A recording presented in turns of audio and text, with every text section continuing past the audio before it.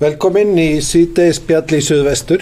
Þetta vikulegt spjall sem við sem erum frambjóðendur Pírata í Suðvesturkjördæmi erum að skipuleggja og ætlum að reyna að hafa næstum í alveg fram að kosningum, vonandi í hverju viku. Og ég heiti Gísli Rafn Ólafsson og í öðru sæti Pírata í Suðvesturkjördæminu. En ég með tvær ungar dömur hérna með mér í dag.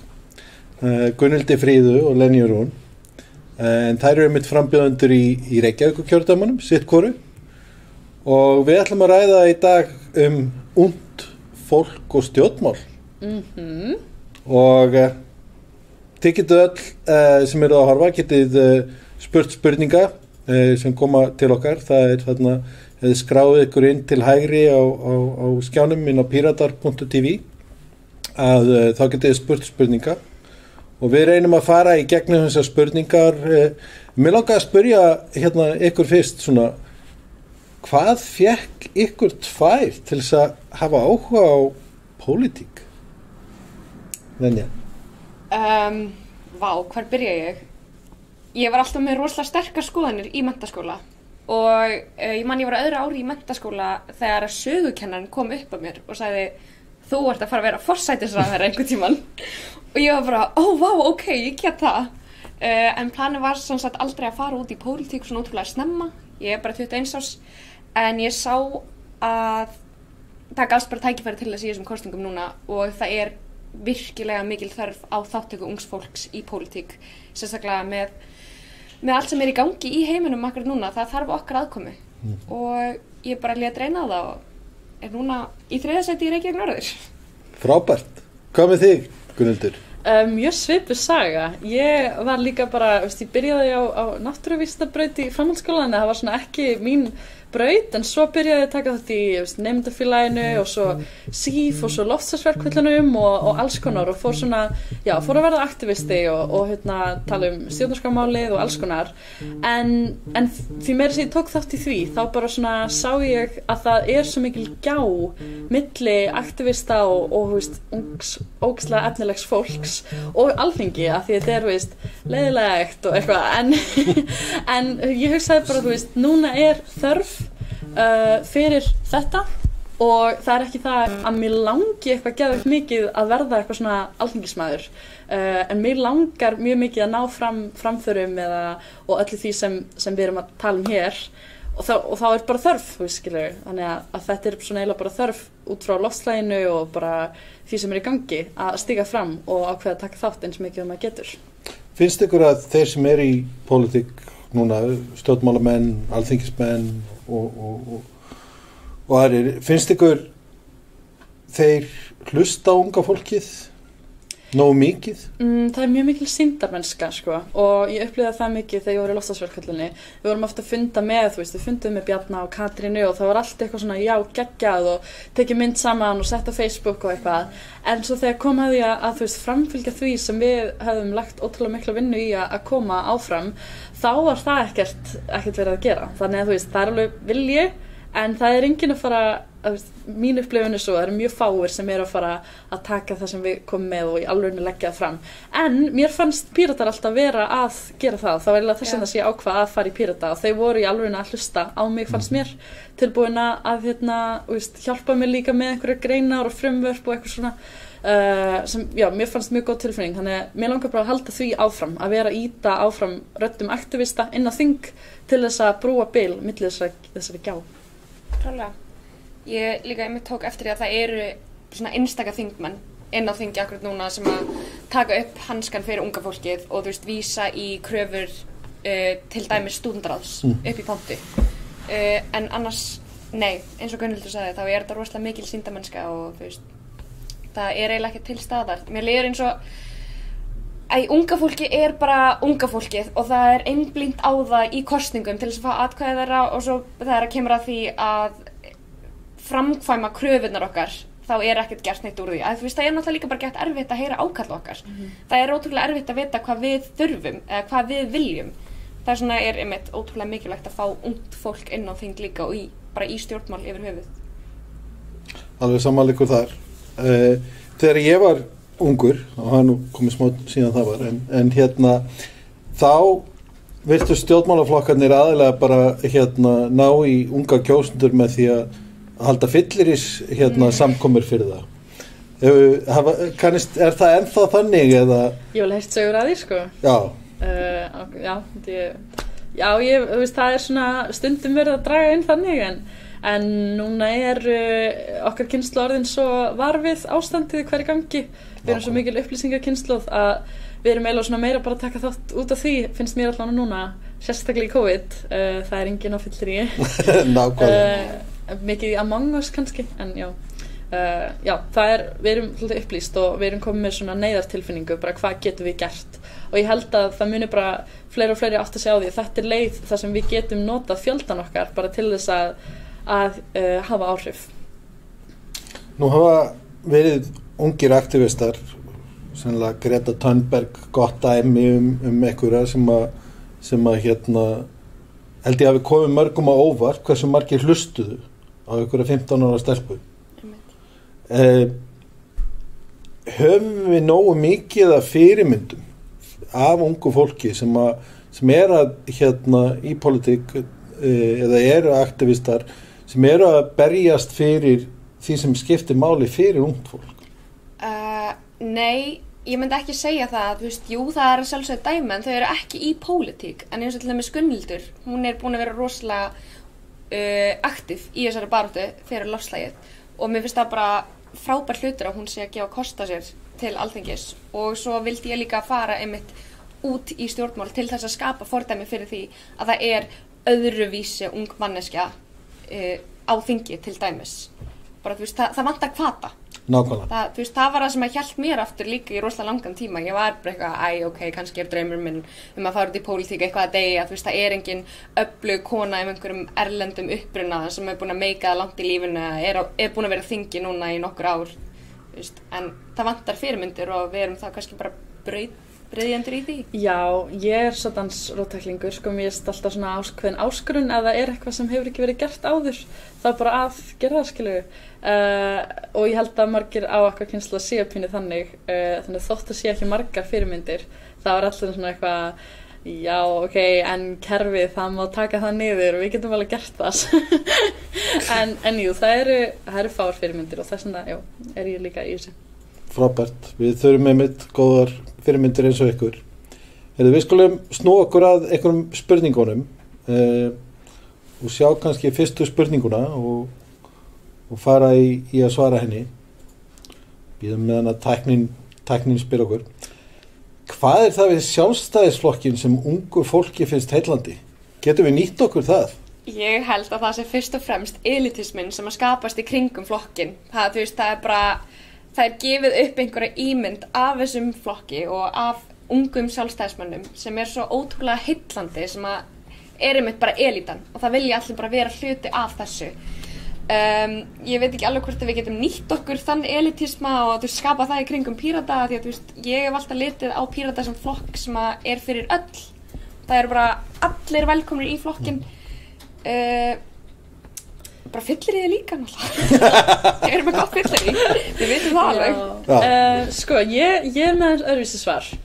Ég myndi segja að í fyrsta leið þá fólk rannsóknir sína að þú ert alltaf að kjósa með þeim þjóðfélagshóp sem þú vilt tilheyra. Þannig að þú vilt kannski verða þessi girlboss, ríkur, ungur, eitthvað svona og þá kannski kýstu Sjálfstæðisflokkinu því það það sem þau tilbiðja. En svo líka, það alveg svona skemmtanar element sem þau eru með, sem mér finnst mikilvægt að við draugum inn í okkar flokk, sem bara það að pólitík ekkert bara eitthvað fjarstæðukendar tölur og hugsanir og eitthvað svona þannig, heldur þetta bara eitthvað svona, hvað segir í dag, langar þið ekki að vera frjáls? Og það eitthvað, þegar pólitík fyrir að vera bara svona mig og þig og fyrir að vera skemmtileg, þá held ég að mikið ungu fólki fara að taka þátt og það eitthvað sem ég fekk svo mikla reynslu af í nýju stjórnarskrárbaráttunni. Við vorum bara eitthvað að fara að graffa á göturnar og mæta í einhverju partí og bara eitthvað hvað nýja stjórnarskráin og öllum fannst það gett fyndið og þess vegna voru allir eitthvað já, nýja stjórnarskráin af því það var svo skemmtilegt. Það var skemmtilegt að fara að graffa, skemmtilegt að fara eitthvað í fokki einhverjum alþingismönnum og þá var fólk gett mikið að taka þátt og líka bara svona þetta ótrúlega áhugaverð saga og já, þannig þetta svona skemmtanagildi og að pólitíkin sé bara bara eitthvað gildi og svona hugsanir og tilfinningar, þá held ég ungt fólk fara að taka þátt sko. Þá svona að meina að humanæsa? Já, algjörlega, bara, já. Gera það mannlegt, gera það bara bara eitthvað, já, langaði að taka strætó aðeins auðveldar, já, bara koti stjórnmálaflokk, skilur, ekki eitthvað svona hvaða hagstjórn eða hvaða skattprósentur eða það eitthvað svona kannski sem fólk tengir aðeins minna við.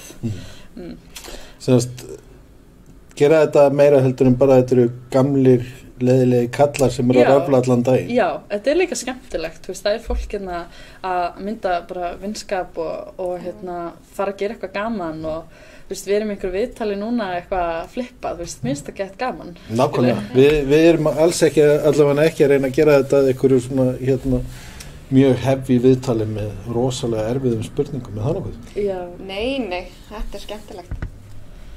Við skulum sjá hvað næsta spurningin er. Þarna kemur hún. Hver verður stærsta breytingin á íslensku þjóðfélagi sem þið viljið berjast fyrir? Ég myndi segja bara gildin í samfélaginu. Og Margaret Thatcher, þótt að við sem ekki kannski sammála henni, þá kennir hún manni að gildin í samfélagi allt það sem skiptir máli og þú getur notað byggt samfélagskerfi til þess að breyta gildunum í samfélaginu. Og það var þjóðfundur 2010 þar sem það var talað gildin í samfélaginu og það var talað jafnrétti og allir getur komið að sama borðinu og að peningar sé ekki það sem stjórni okkar hugsun og okkar lífi. Og það bara draumurinn að geta lifað í þannig samfélagi, þannig að mér langar að sjá breytingu sem fer að því að samfélagi sé aðeins líkara niðurstöðunum úr þjóðfundinum sem eru ótrúlega fallegar og sem birtast í nýju stjórnarskránni. Það örugglega beinasta leiðin sem ég myndi að segja að við getum náð því samfélagi og að breyta gildunum, já.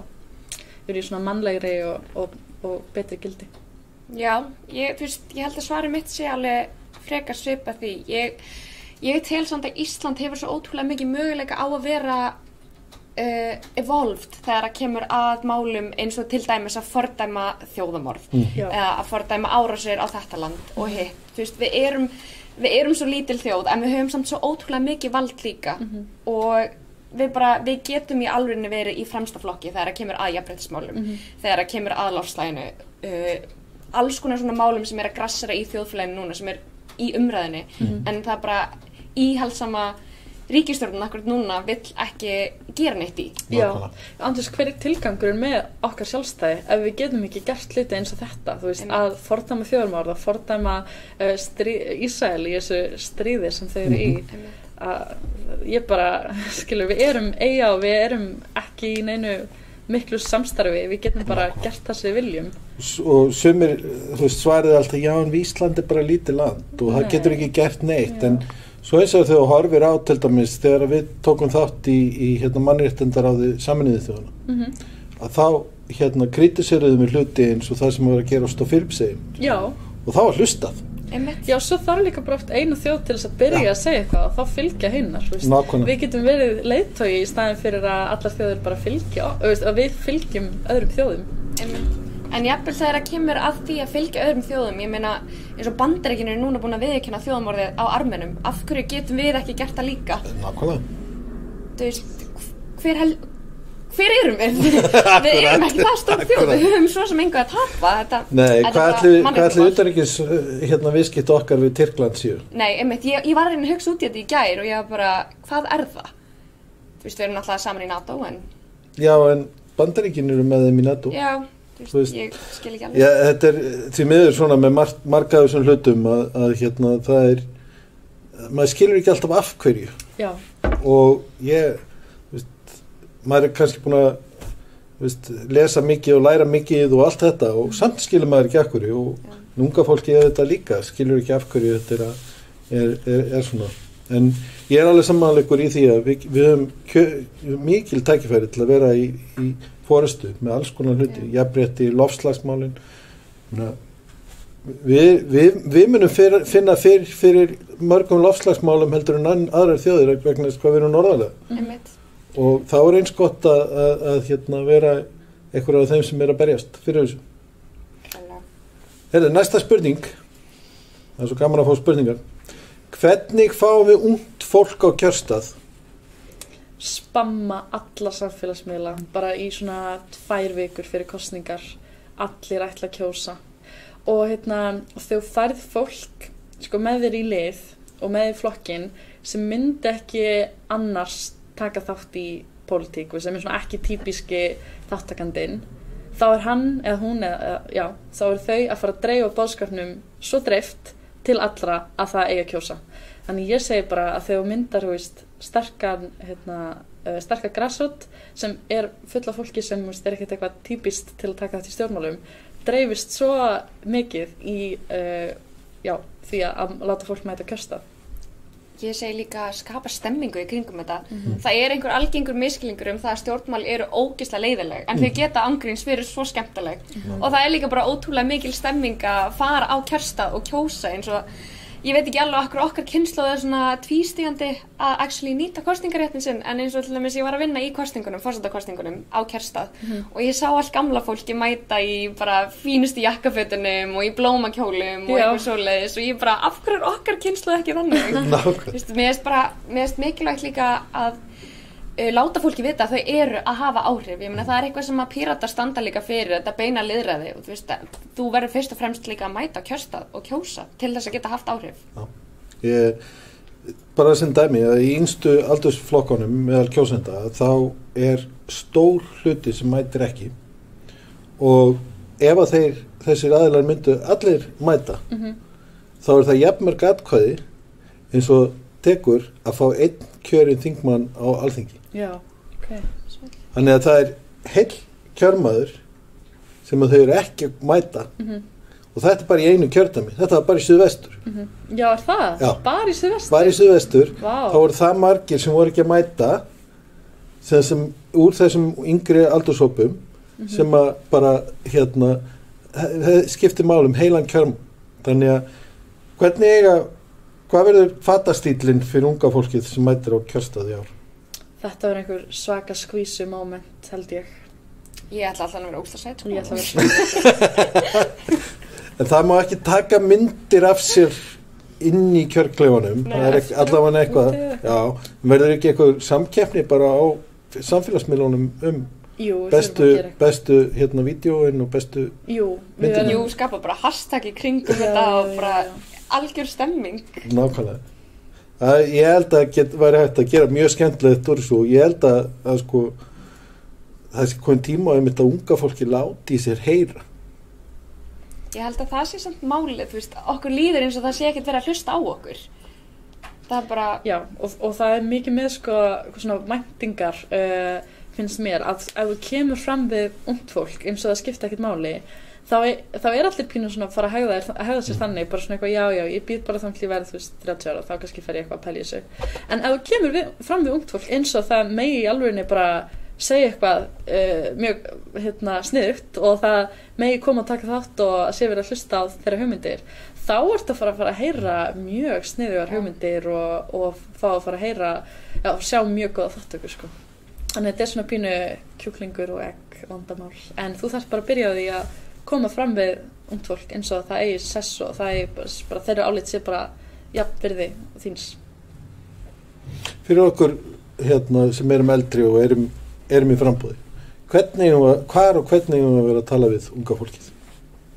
Ég meina eins og það sem að þú ert að gera núna, bara að gefa mér og Gunnhildi frábært plattform til þess að tjá okkur, jafnvel þó að sé ekkert eitthvað þungt spjall.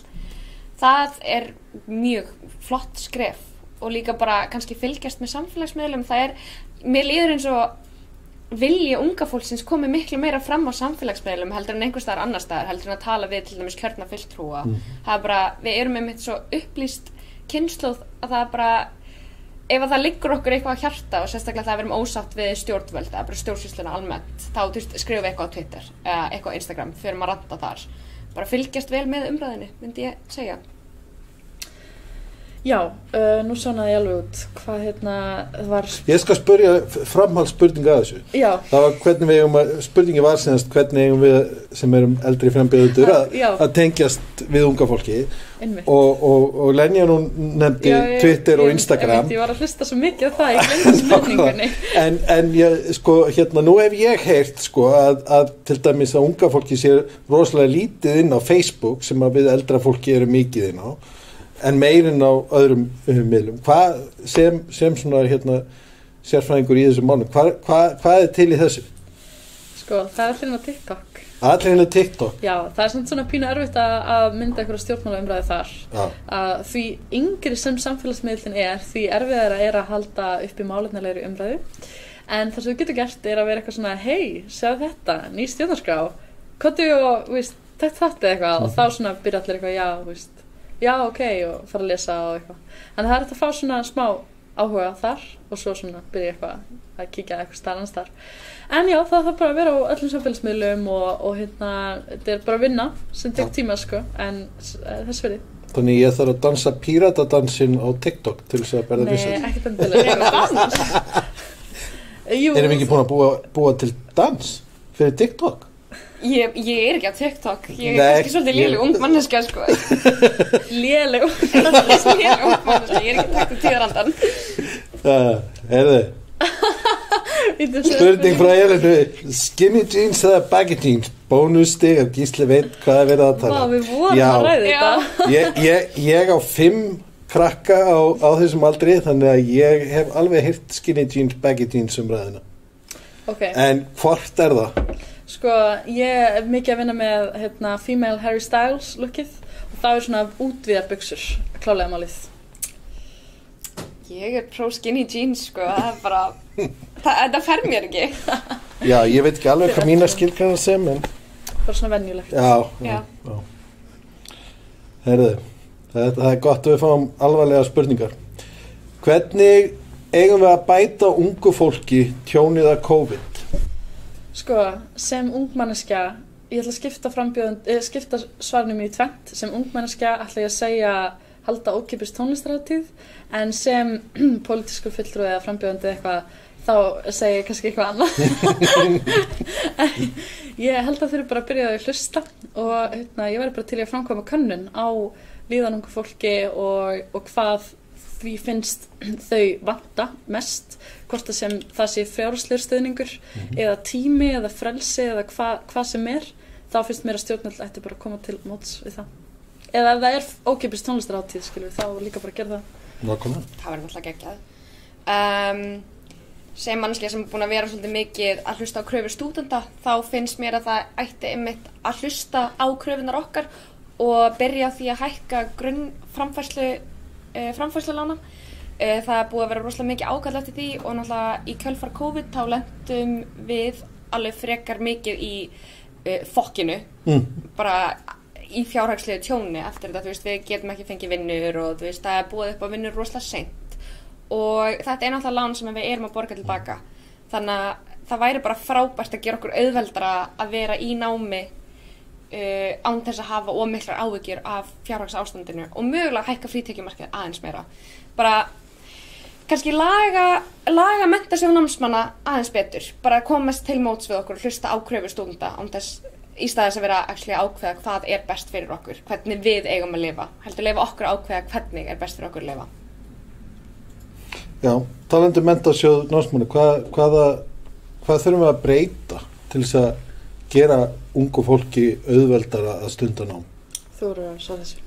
Já, það er einmitt örugglega að byrja á menntasjóðnum, eins og ég sagði að hækka frítekjumarkið og grunnframfærsluna og svo veit ég að stúdentaráð er til dæmis með 1 fulltrúa í stjórn menntasjóðsins. Mögulega að taka þær kröfur meira til greina, ég veit ekki alveg hvort að háttvirtur ráðherra sé bara að bíða eftir að það styttist í kosningar og hækki svo bara allt í einu grunnframfærsluna. En við erum allan búin að vera að kalla eftir þessu í mjög langan tíma. Það er verið að framkvæma kannanir.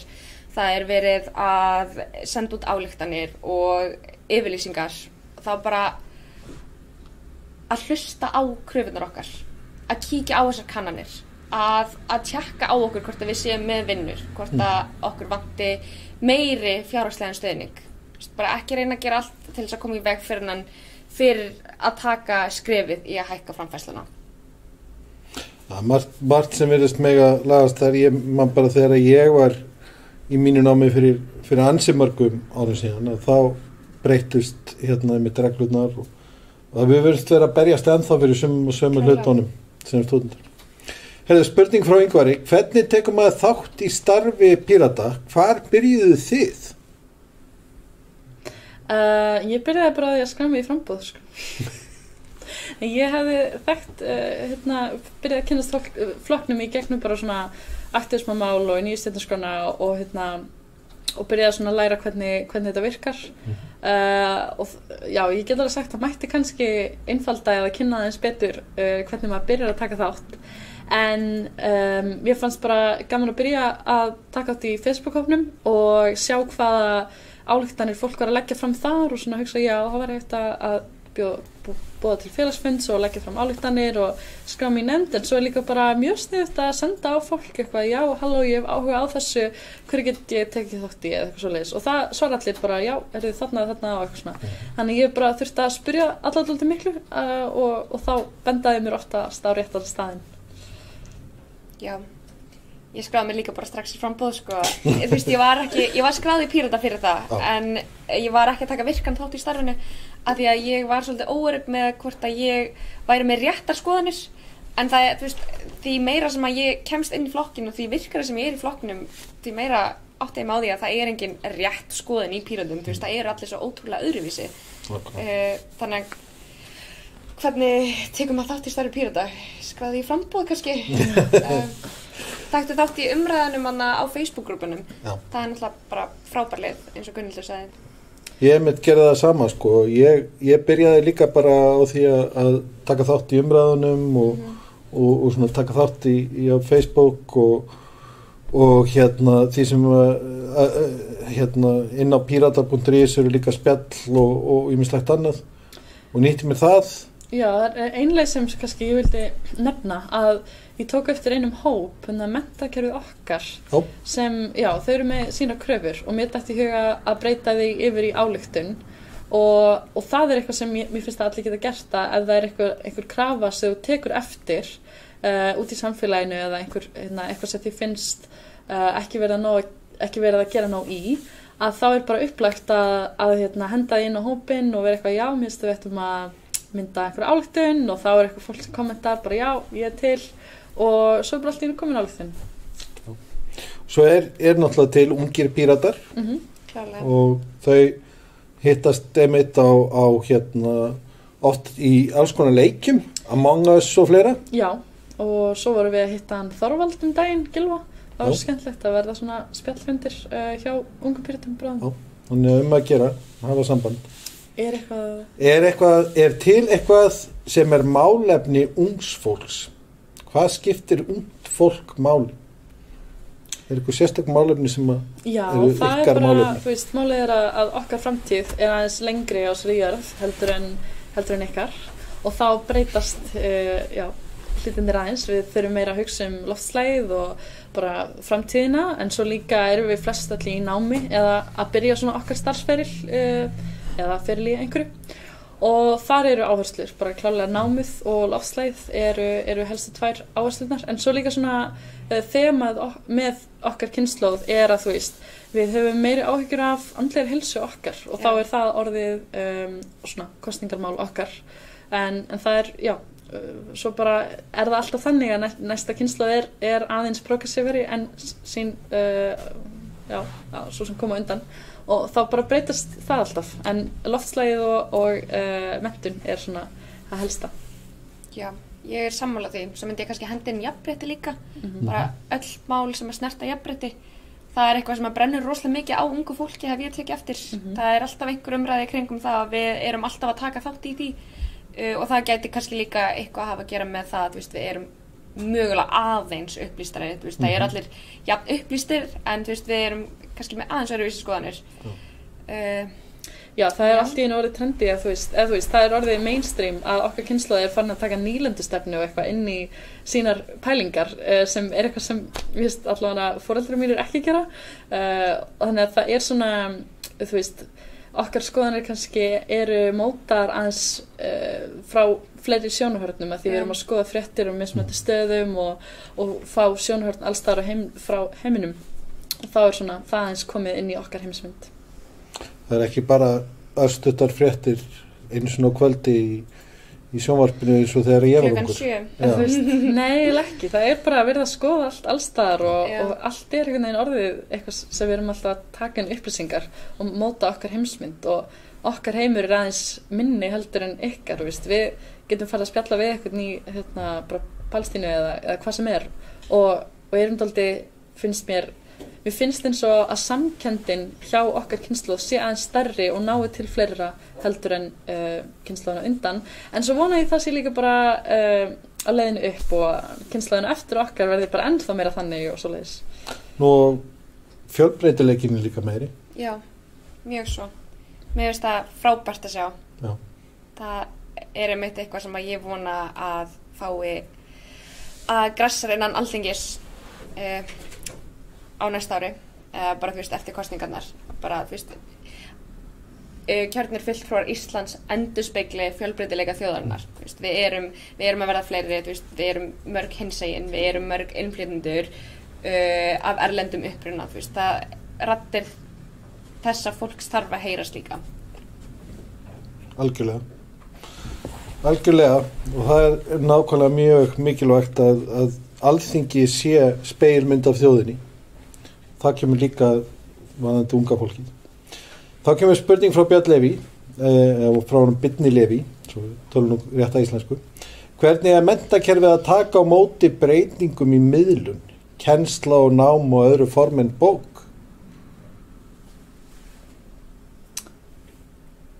Þetta djúp spurning. Já. Hvernig það að taka á móti breytingum? Já. Finnst ykkur menntakerfið vera að nýta sér nýja miðla, nýjar aðferðir? Þetta svo persónubundin spurning held ég hvar þú, og bara fer eftir þinni reynslu á menntakerfinu, sko. Ég ekki með einhverja yfirsýn yfir öllu, hvernig grunnskólum gengur að bæta það, þannig ég get held ég því mér ekki svarað þessi spurningu. En kannski svona hvernig menntakerfið að breyta, það okkar kynslóð þannig að við getum googlað allt á 5 sekúndum og það ekki að takast á við því að við þurfum ekki lengur að læra allt, bara að muna allt, heldur hvernig á að miðla og fara gegnum upplýsingar. Við erum klárlega ekki komin nógu langt þar, en ég held að ég get ekki sagt meira þetta, sko. Ég ekki nógu mikið inn í þessu.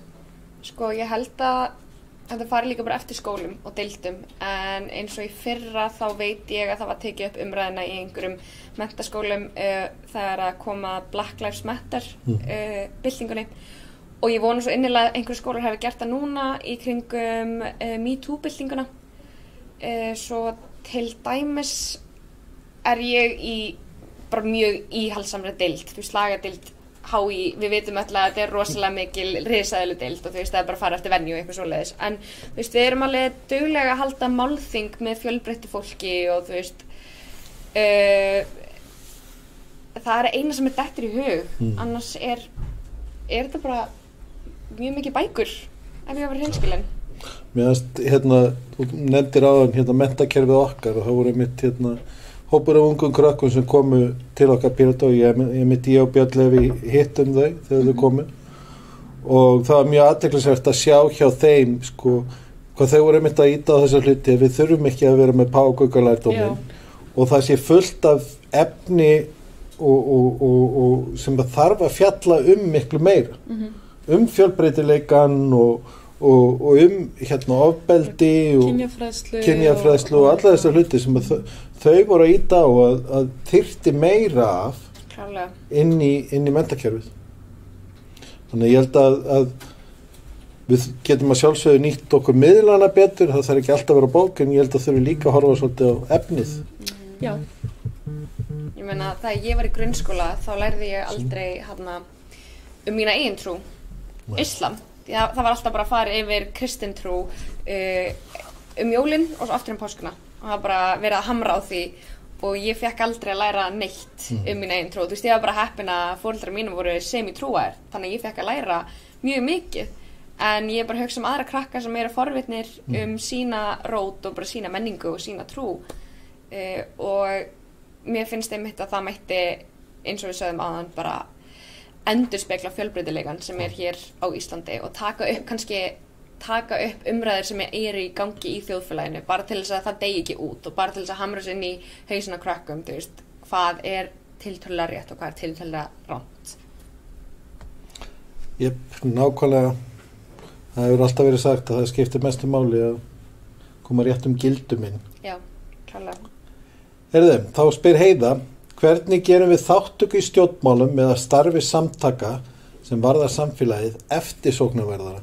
Þú ert búin að nefna það að gera það skemmtilegt. Já, gera skemmtilegt og cool að byrja að taka þátt, sko. En líka aðeins aðgengilegra, Píratar sem eru svo mest aðgengilegri flokkurinn, það er samt svona pínu flókið finnst mér að byrja að taka þátt og vita hvernig það er, þannig við getum alveg klárlega bætt okkur þar. Já, og svo bara að halda fram að ýta undir fyrirmyndir sem eru að breyta samfélaginu í staðin fyrir kannski bara útlitsfyrirmyndir eða eitthvað svoleiðis, að sýna að það er bara ógeðslega cool að vera ekki sama einhvern annan út í heim og að þóra að taka skarðið og segja eitthvað og þar byrjar þetta allt, sko. Þannig að ég held að sé bara þetta tvennt. Ég held að við getum ítrekkað það mun meira og mun oftar að þú getur haft áhrif, bara þú veist, Stína út í bæ, þú getur actually haft áhrif með því að koma inn í starfið, með því að vera virk í grassrótinni, með því að kjósa, með því að bjóða þig fram. Þú veist, ég hef tekið einmitt eftir því að Píratar til dæmis eru þannig flokkur og það tekið mark á skoðunum allra. Þannig að bara kannski vera aðeins opnari með það. Já, eitt líka sem mér finnst góður punktur að nefna á eitthvað sem ég áttaði mig bara á nýlega að það oft verið að segja þetta, þú veist, að þú getur haft áhrif þegar kemur að, þú veist, eins og loftslagsbreytingum og eitthvað og svo við hliðin á því bara eitthvað ekki kaupa klaka erlendis eða þú veist, eða hægt að nota rör eða eitthvað þannig. En málið er, þú getur eiginlega ekki haft áhrif ef þú ert bara einn. En þegar fólk fattar að þú getur haft áhrif innan einhverjar hreyfingar eða einhvers samfélags, þá getur þið byrjað að hafa áhrif og þá er miklu skemmtilega að sjá afraksturinn og mynda vinaskap og þá er þetta að taka þessa ábyrgð sem margir á mínum aldri eru að finna fyrir, bara öll vandamál heimsins eru bara á mínum herðum. En það er gott að allavega færa hana aðeins yfir á bara valdhreyfinga og breytingakraft þeirra og fegurðina sem felst í því. Þannig að það er svo ótrúlega antikapitalist að gera að þegar þú finnur fyrir einhverju svona já, þetta ekki í lagi, að í staðan fyrir að bara einangra þig heldur þá að bara fara til fólks og byrja að tala við það og gangi einhverja hreyfingu og svoleiðis. Það er best sem þú getur gert og þegar fólk átti sig á því þá held ég að allir byrja að taka þátt í einhverju hreyfingu fyrir því sem þau eru ástríðufull fyrir. Og það er einmitt að virka þessa ástríðu og hún getur verið algjörlega óháð aldri. Og ég meina ég og hetju og fyrirmynd sem ég horfi til núna sem 9 ára stelpa í Indlandi. Hún er loftslags aktivisti, en hún er líka búin að vera að berjast í COVID fyrir því að til dæmis að stúdentar þyrfti ekki að fara í stúdentspróf.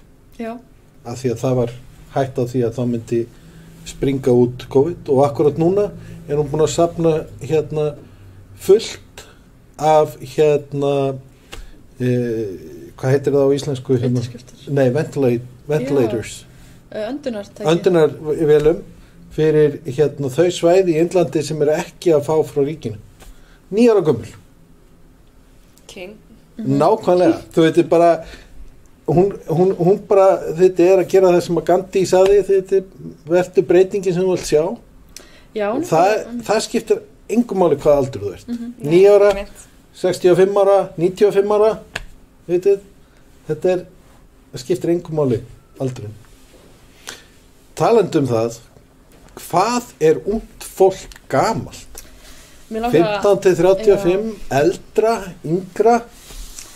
Mér langar að afnema lágmarks aldurstakmörkin við að taka átt í Píratum helst, sko. til þess að, já, ef einhver 9 ára vill taka þátt, þá það þeim frjálst. Ungt fólk samkvæmt skilgreiningu Sameinuðu þjóðanna er 15 til 25 ára, en samkvæmt okkar skilgreiningu er það 16 til 35 ára, en einhver sem er 35 ára getur alveg eins verið með 3 börn og hús, sko, og þá eru áherslu þeirra allar aðrar heldur en einhver sem er 30 ára og sem er ekki með, veist, hús og börn og eitthvað. Þannig að ég held að vita allir alveg hvort að þeir séu ungir eða ekki, og það þarf, veist, þessi aldurstakmörk þurfa ekkert eitthvað að vera þarna, fólk veit alveg hvort það sé ungt eða ekki, veist mér.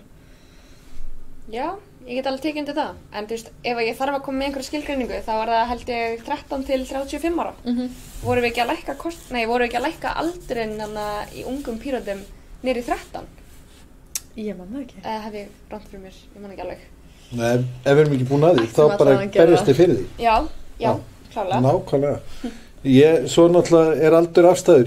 Þú veist, ég hef vunnið með einstaklingum sem eru sko 20 og eru þroskaðri heldur en þeir sem voru 50 og ég var að vinna með, og svo er maður unnið með 100 sem eru, já. Þannig að það í báðar áttir, og svo er náttúrulega hægt að fylgja því sem að amma mín heitin sagði, og hún sagði að dömur yrðu aldrei eldri en 29 ára. Þannig að þá eru allir ungir. Næsta spurning: hvernig á að tala við ungt fólk? Hvernig komast við hjá How do you do, fellow kids? How do you do, fellow kids ógeðslega fyndið. En já, ég myndi segja bara að leyfa ungu fólki að tala við ungt fólk, eins og við erum að gera núna, gefa okkur bara plattform til þess að tala, þá kemstu alltaf hjá því að þurfa eitthvað að pæla í þessu. En ef þú ert eldri að tala við ungt fólk, að bara koma fram við það eins og algjör og jafningja, og þá ferð að sjá svör og hegðun og þáttöku á borð við þinn eigin jafningja. Þannig að ég segi það bara, ekkert vera að flækja það. Já, ég er sammála því, ekkert vera eitthvað, halló, hvað segir þú? Bara koma fram með okkur á jafningja grundvelli, og þú veist, að því áherslunar okkar eru oftast ekkert eitthvað svo öðruvísi og hjá eldra fólkinu.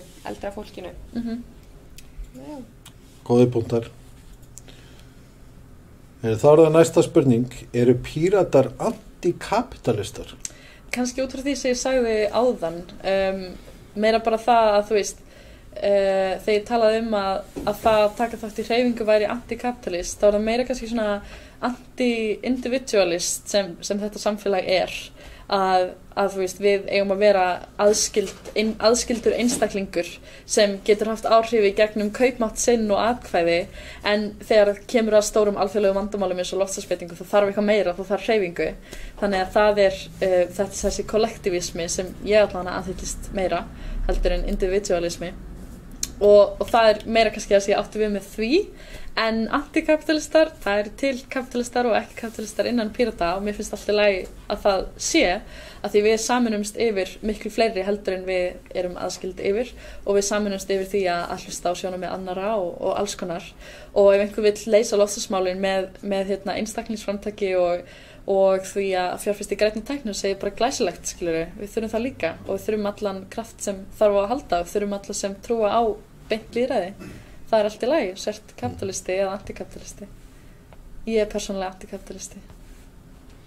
Já, ég bara veit ekki hvort við séum antikapitalistar eða ekki, en eins og ég sagði áðan og Gunnhildur tók líka fram, þá erum við rosalega fjölbreyttir hópur, þú veist, það er til hægra fólk og það er til vinstra fólk, og það er bara, þú veist, við erum út allt einhvern veginn, þannig ég veit ekki alveg hvernig ég er að útskýra fyrir random manneski út á götu hvað Píratar eru, þá er ég bara, þú veist, við trúum á beint lýðræði og það þarf að framkvæma svona elevator pitch fyrir Pírata, finnst mér. Já, það geti alveg vel verið. Gísli, við náttúrulega þekkjum það. Við þekkjum það. Ég las samt góða setningu í gær, það var hvenær talaður síðast við eitthvað í lyftu sem þú þekktur ekki.